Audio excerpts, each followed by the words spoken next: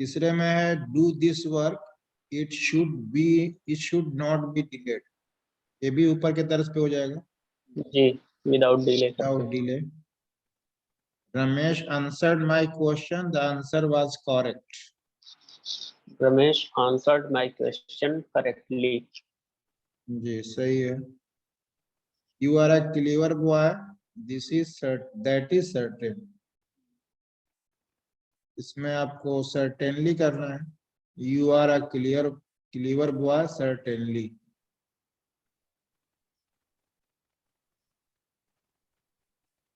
Certain को certainly करें। जी, He will return to you, he will not be long absent। he will return to you without long absence। Without long absent सही है। और था जी, एक है Ravi wrote a letter legibly. Legibly करना है। जी, एलवाई लगा देना है, बी को हटा देना। बी को हटा देना है। हाँ लास्ट में जो बी है, जब एलवाई जुटेगा तो बी हट जाएगा। इलीगली हो जाएगा सर। एलिजिबली होगा ना। I double L E G I B L Y. L Y हाँ। इलिजिबली। हाँ, तो जी, बी ई को हटा करके वाई करना है। जी, और एक्सरसाइज नंबर 27 है। 28। 28 में क्या करना है, एडजेक्टिव लगाना है। Ramesh bought a cow yesterday, the cow was white. इसमें वाइट काउ कर देना रमेश है। White cow. Radha had a ring, it was made of silver। Radha had a ring made of silver. Made of silver भी कह सकते हैं, ऑफ सिल्वर भी कह सकते हैं। Radha had a ring of silver. Ravi could not solve the question, it was difficult। Ravi could not solve the difficult question. जी the difficult questions। I have a ring, it is made of gold। तो basic करना आई है have a I ring made have of gold. made of gold या of gold। Hari is my friend, he is wise। हरी तो is my my wise friend। Friend is wise. Hari is my wise is friend। My Hari is my wise friend. Okay, Hari is my wise wise friend. friend। और है 29 exercise. 29 में एक दो exercise मैंने check किया था, उसमें बच्चों की गड़बड़ी है। इतना ख्याल रखें आप इनको, कंजंक्शन के साथ कंबाइन भी करना है और जुमले को सिंपल भी बनाना है। सिंपल जुमले का मतलब होता है कि उसमें सिर्फ एक फनाइट वर्ब हो। अगर एक से ज्यादा फनाइट वर्ब हो गया तो वो जुमला सिंपल नहीं रह जाएगा। I went Mumbai and my friend went to Lucknow, है तो एक ही जुमला। I went to Mumbai and my friend went to Lucknow. दोनों जुमले एक ही जुमला है, लास्ट में फुल स्टॉप लगेगा। लेकिन ये जुमला सिंपल नहीं है, इसमें दो सब्जेक्ट भी है और दो फनाइट वर्ब। तो सिंपल सेंटेंस में सिर्फ एक फनाइट वर्ब होता है और एक सब्जेक्ट होता है। ठीक है। अगर आपने yes sir. Finite finite verb का मतलब होता है वो वर्ब जो अपने सब्जेक्ट के मुताबिक बदले, उस वर्ब को क्या बोलते हैं, फनाइट वर्ब बोलते हैं। जैसे I went to read Lucknow, I went to Lucknow to read, ऐसे भी कर। I went to Lucknow to read, यहाँ पे मैं पढ़ने के लिए लखनऊ गया। अगर इसको आप एनालिसिस करेंगे तो समझ में आएगा कि वेंट भी एक वर्ब है और टू रीड भी है, पढ़ने के लिए। लेकिन टू रीड ये नॉन फनाइट वर्ब है और वेंट क्या है, फनाइट वर्ब है। जो सब्जेक्ट के अकॉर्डिंग या वाहिद और जमा के मुताबिक अगर फेल तब्दील होता हो सेंटेंस में, उस फेल को क्या कहेंगे, फाइनाइट वर्ब बोलेंगे। इसको समझने के लिए इवेंट तो सब में आता है, इसलिए समझ में नहीं आएगा। गो और गोज कर लीजिए। I go to Lucknow to read, और ही के साथ क्या लगाएंगे आप? ही गोज, ही लेकिन गो, टू रीड तो दोनों में बराबर ही रहेगा ना। ही गोज जी भी टू रीड के साथ है और आई गो के साथ भी टू रीड ही है। तो यहाँ पे टू रीड आया दो सेंटेंस में, लेकिन दोनों सेंटेंस में टू रीड ही रहा, लेकिन गो और गोज बदल गया। ऐसा वर्ब जो सेंटेंस जो सब्जेक्ट के अकॉर्डिंग चेंज हो वाहिद वाहिद तो जमा में, वैसे वर्ब को क्या बोलेंगे? फनाइट वर्ब बोलेंगे। फाइनाइट। तो सिंपल सेंटेंस में सिर्फ एक फनाइट वर्ब होता है। अगर दो फनाइट वर्ब जो ही आपने लगाया तो फिर वो सिंपल से निकल गया, या तो वो कॉम्प्लेक्स बनेगा या कंपाउंड बनेगा।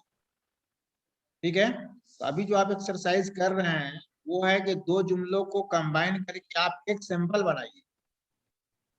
अगर आप यूं कंबाइन कर दें, Shyam came from Mumbai, his friend was with him too. अगर आप ऐसे कहें, Shyam came from Mumbai and his friend was with him too, बात तो सही है, आपने जुमला को एक कर दिया, फुल स्टॉप हट गया एंड की वजह से, लेकिन वो जुमला सिंपल नहीं रह गया। Shyam came from Mumbai and his friend was with him, यहाँ पे दो फनाइट वर्ब, वाज भी फनाइट वर्ब है और केम भी फनाइट वर्ब। तो दो फनाइट वर्ब आ जाने की बुनियाद पे ये जुमला सिंपल का नहीं रह गया, बल्कि कंपाउंड और कॉम्प्लेक्स की कैटेगरी में गया। और आपको करना क्या है, लिखा है one simple sentence by using a conjunction. आपको जो सेंटेंस कंबाइन करना है, एक सिंपल सेंटेंस बनाना है। इसको कंबाइन करने के लिए आप ऐसा कर सकते हैं, Shyam and his friend, Shyam and his friend came from Mumbai, बात पूरे बराबर है। या Shyam as well as his friend came from Mumbai. तो इस सूरत में आपका सेंटेंस सिंपल ही रहेगा। समझ में आ रहा है? जी सर। तो पहला वाला कैसे कंबाइन किया है? सर पहले तो ऐसे ही किया था, Shyam came from Mumbai and his friend with him too, अब समझ में आया। ओके, अब श्याम इसको एंड आप, his friend came from Mumbai. Okay तो नेक्स्ट आप किया उसको था, जी उसको एज वेल एज से कर दीजिए, Shyam as well as his friend. जहाँ टू एज लगा वेल होता है एज, जुमले में, उस टू को हटाने के लिए एज वेल एज का सहारा ले सकते हैं। Okay. Shyam as well as his friend came from Mumbai. Clear है? दूसरा यस सर। जुमला है जी Tushar failed his sister also failed. इसमें भी आप एज वेल एज लगा दीजिए, एंड भी लगा सकते हैं, तुषार एंड हिज सिस्टर, या Tushar as well as his sister failed, also हट जाएगा। तीसरा जुमला क्या है, my mother went to the picture house, my father was with हर।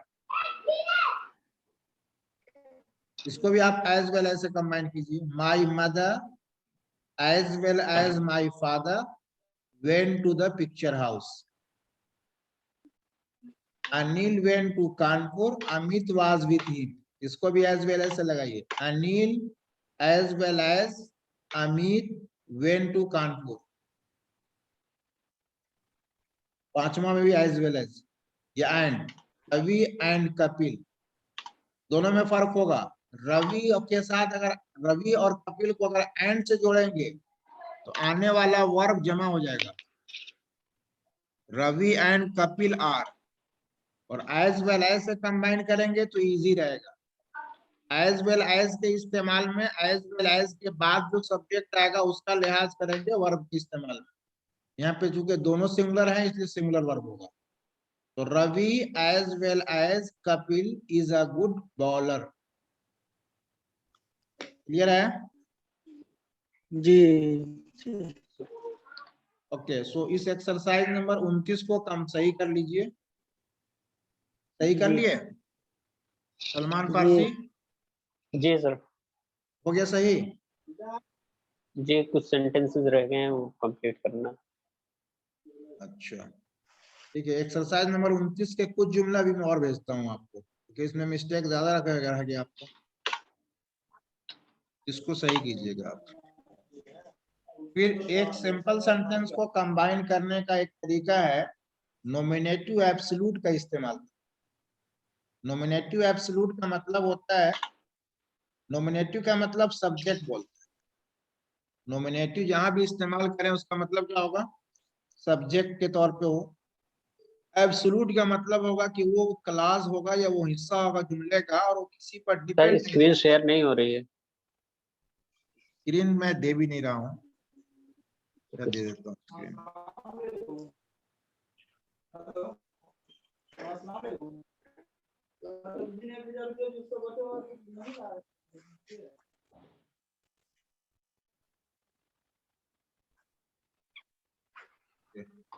बताना है नॉमिनेट जुमले को कंबाइन करने का एक तरीका है कि दो सिंपल सेंटेंस को एक सिंपल सेंटेंस में कंबाइन करने के लिए आप नॉमिनेटिव एब्सोल्यूट का इस्तेमाल करें।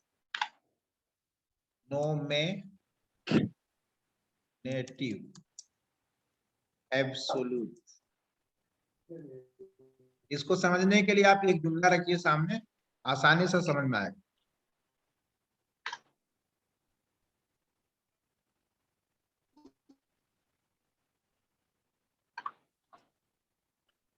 The teacher was absent. एक जुमला, the boys did not work.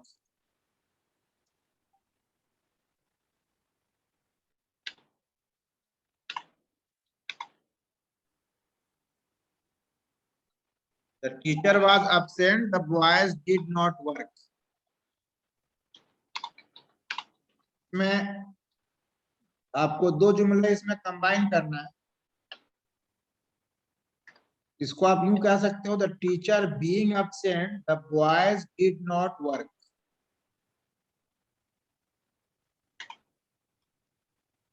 The teacher being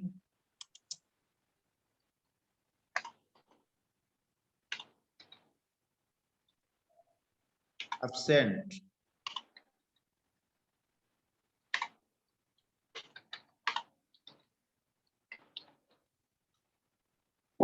boys did not work.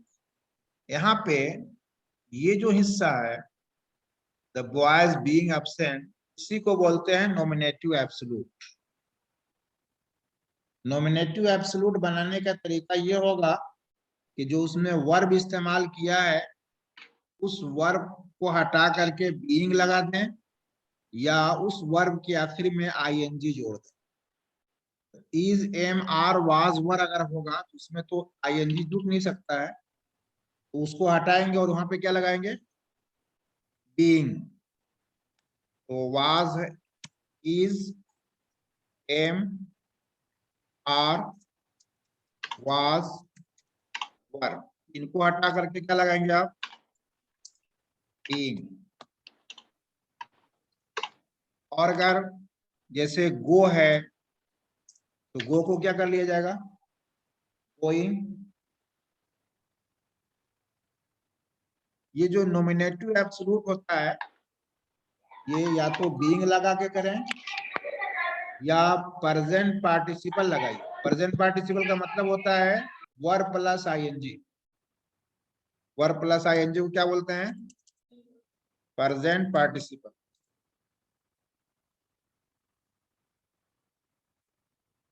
ये प्रेजेंट पार्टिसिपल। समझ में आ रहा भाई लोग? जी सर समझ में आ रहा। ये प्रेजेंट पार्टिसिपल है। और कभी कभी अगर जुमला पैसिव वॉइस का है तो उसको नॉमिनेटिव एब्सोल्यूट बनाने के लिए प्रेजेंट पार्टिसिपल नहीं बल्कि परफेक्ट पार्टिसिपल का इस्तेमाल करते हैं। ये परफेक्ट पार्टिसिपल में जब वर्ब सेंटेंस पैसिव वॉइस में होगा तब इस्तेमाल करेंगे। परफेक्ट पार्टिसिपल का मतलब होगा हैविंग प्लस वर्ब का third form. Having plus verb का थर्ड फॉर्म आप यूज करें, जैसे हैविंग गॉन। ये हैविंग गॉन किसके एग्जांपल बनेगी, परफेक्ट पार्टिसिपल का। तो नॉमिनेटिव एब्सोल्यूट बनाने के लिए या तो बीइंग का इस्तेमाल करें या प्रेजेंट पार्टिसिपल का इस्तेमाल करें या हैविंग प्लस वर्ब का थर्ड फॉर्म का इस्तेमाल। ये हैविंग प्लस वर्ब का थर्ड फॉर्म का इस्तेमाल उस वक्त करना है जब आपका एक काम पूरा हो जाए, उसके बाद दूसरा काम आप शुरू कर रहे हैं, उस वक्त आप उसको लगाने के लिए हैविंग प्लस वर्ब का थर्ड फॉर्म लगाएंगे। दोनों काम अगर जारी है साथ साथ तो उसको आप प्रेजेंट पार्टिसिपल की मदद से इस वहां पे प्रेजेंट पार्टिसिपल का इस्तेमाल कर सकते हैं। वो एक जुमला आप लें, the train started.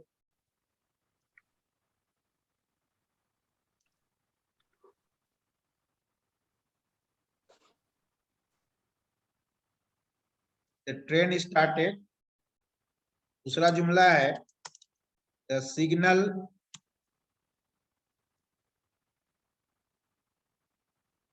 was given।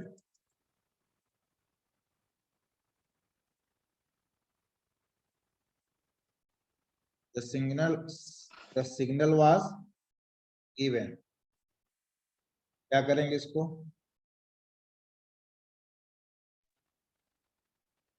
Salman Farsi. Being the signal given, the train started.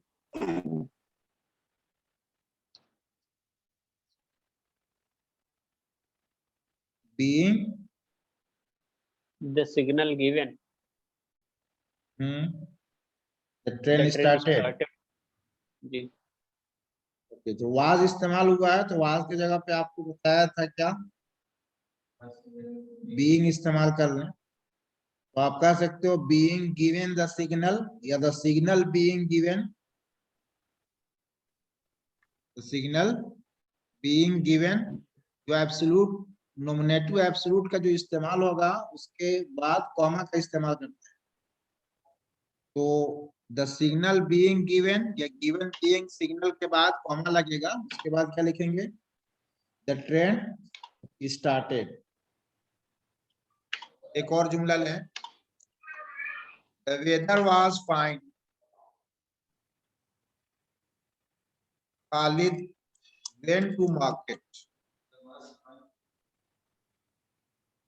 The fine लिखिए, द वेदर है,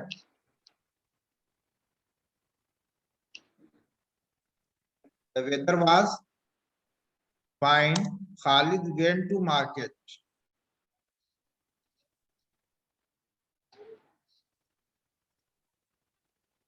इसको कैसे कंबाइन करेंगे हम? being the weather fine, Khalid went to market. being the weather fine, okay, good। being the weather fine, comma, Khalid went to market। में nominative absolute कौन सा है? ये being the weather fine। Okay, एक और जुमला लेते हैं, the police arrived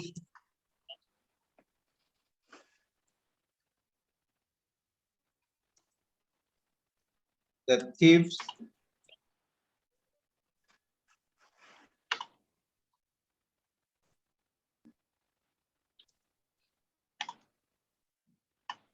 left the city।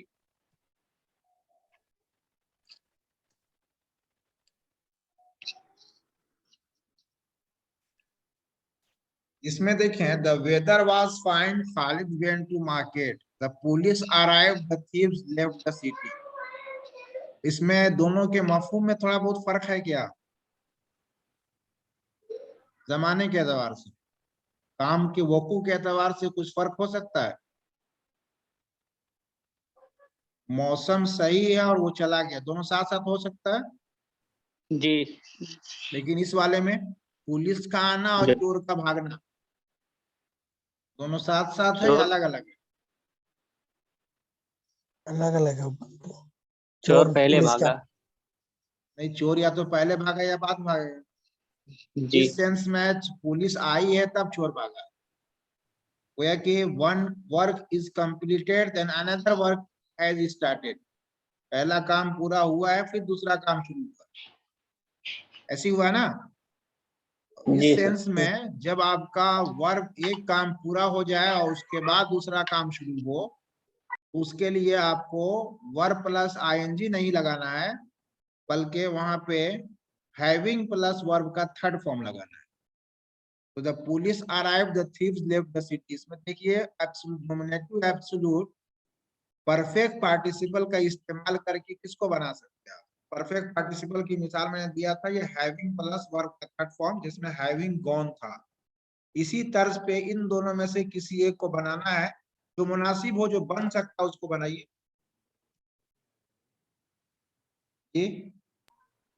Having police arrived, the having thieves police left. Arrive या द पुलिस हैविंग अराइव्ड, ऐसे भी कहा जा सकता है। जी। The police having arrived, comma the thief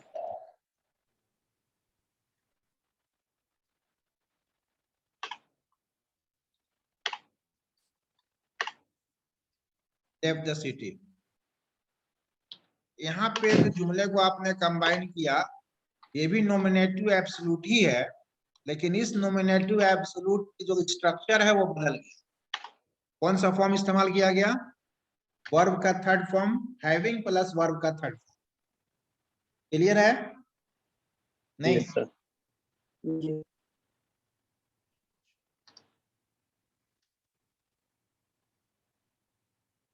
कोई ऐसा जुमला तलाश करें जिसमें पैसिव वॉइस का इस्तेमाल हुआ हो।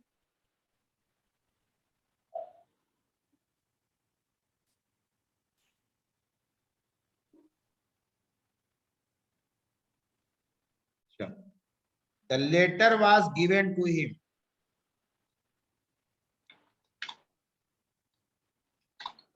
The letter was given to him, एक सेंटेंस। दूसरा सेंटेंस है Ravi was happy।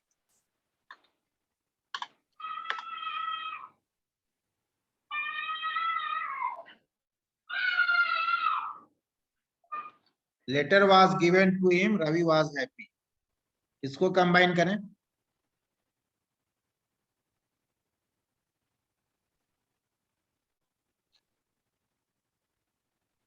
Ji, the letter had Later given having given given to him, Ravi was happy having the letter given to him. जी, Ravi was happy having the letter given to him. ये letter was given to him, ये जुमला active का है कि passive का? passive was passive है ना? जी पैसिव है तो इसको थोड़ा सा ऐसे आप कर दीजिए। रवि was happy पहले लिखा जा सकता है। जी। The letter having been given to him,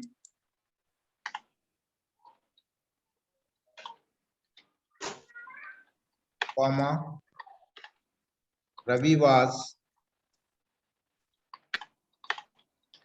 happy।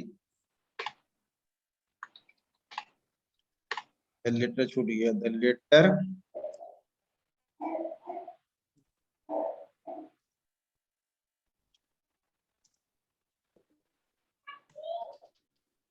the letter having been given to him, Given to him.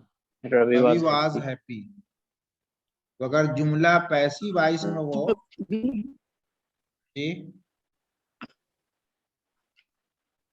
नहीं समझ में आया? बीन लगा है पैसिव वॉइस की वजह से, क्योंकि जुमला पैसिव का है, इसलिए जब जुमला पैसिव का होगा तो जो हैविंग प्लस वर्ब का थर्ड फॉर्म लगा रहे थे वही काम यहाँ पर भी है। हैविंग प्लस वर्ब का थर्ड फॉर्म लग गया, लेकिन बीन का इजाफा सिर्फ पैसिव वॉइस होने की वजह से। तो अगर जुमला पैसिव वॉइस का हो और एक काम पूरा हो गया उसके बाद दूसरा शुरू हुआ, वहां वर्ब का थर्ड ही फॉर्म लगाना है आपको हैविंग के साथ, लेकिन क्या करेंगे वहां इन लगा देंगे पैसिव वॉइस होने की वजह से। समझ में आया या नहीं? जी जी सर। ओके, सो इसके लिए मैं एक्सरसाइज आपको देता हूं, जहां सिंपल सेंटेंस को नॉमिनेटिव एब्सोल्यूट का इस्तेमाल करेंगे और कुछ जुमले में कंजंक्शन का इस्तेमाल करके जुमले को कंबाइन करना है। उसको करके आप भेज दीजिएगा। Okay sir. कोशिश कीजिएगा कि आप जो घंटी आपकी शुरू होती है उससे पहले आप भेज दें, ताकि हम उसको चेकआउट कर लें। रात में भेज देंगे तो और अच्छा है, टाइम बच जाएगा आपका। ओके सर, अभी भेज देते हैं। अभी भेज देंगे तो कल तक तो देखे कर लूंगा। ओके। फिर सिंथेसिस में इतना ही टॉपिक था आपका। उसके बाद सिंथेसिस में और भी दूसरे कंबाइनेशन का तरीका है, लेकिन वो आपके फजीलत के साले अव्वल और साले दोम में है।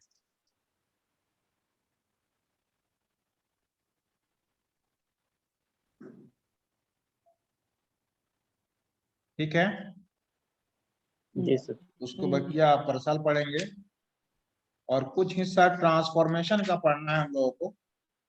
तो आज ये एक्सरसाइज कर दीजिए, तो कल इंशाल्लाह ट्रांसफॉर्मेशन पढ़ेंगे हम।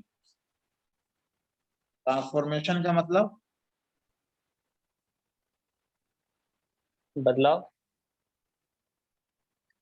ट्रांसफॉर्म का मतलब होता है जुमले की साख्त को बदल दें आप। कोई जुमला मुस्बत का है मनफी कर दीजिए, प्रेजेंट का है उसको पास्ट कर दीजिए, एक्टिव है तो पैसिव कर दीजिए, डायरेक्ट है तो इनडायरेक्ट कर दीजिए। इसमें आपको बदलना है लेकिन मफहूम को बाकी रखना है। एडजेक्टिव में पॉजिटिव डिग्री का इस्तेमाल किया है, उसी डिग्री का बदल करके आप इस्तेमाल कीजिए, यानी उसको कंपैरेटिव में बोलिए, सुपरलेटिव में बोलिए, लेकिन मफहूम बदलना नहीं चाहिए। जो मफहूम हमने पॉजिटिव डिग्री का इस्तेमाल करके किया है वही मफहूम कंपैरेटिव और सुपरलेटिव डिग्री में भी रहना चाहिए। अगर ऐसा है तब उसको ट्रांसफॉर्मेशन कहेंगे। अगर वैसा नहीं रहा तो ट्रांसफॉर्म नहीं होगा, वो चेंज हो जाएगा। समझ बात आ रही है? जी सर। जी जैसे अगर आप बोलते हैं मैं खत लिखता हूं और मेरे जरिए खत लिखा जाता है, दोनों में कोई फर्क है? दोनों बात बराबर है। तो आई राइट अ लेटर या मफहूम लेटर दोनों इज के रिटन बाय मी, दोनों बात बराबर हो गई। तो हमने एक को एक्टिव में लिखा, दूसरे को पैसिव में कहा। ऐसे। तो जुमले, ऐसा जुमला जिसकी सूरत, जाहिरी सूरत बदल दें लेकिन उसका मफहूम बाकी रहे, तो उसको अंग्रेजी की इस्तिलाह में क्या बोलते हैं? ट्रांसफॉर्मेशन। ठीक है, तो कल इसको तफसील से हम लोग पढ़ेंगे, आज ये कर लें आप। ठीक है, ओके, अल्लाह हाफिज। अल्लाह। अस्सलाम वालेकुम।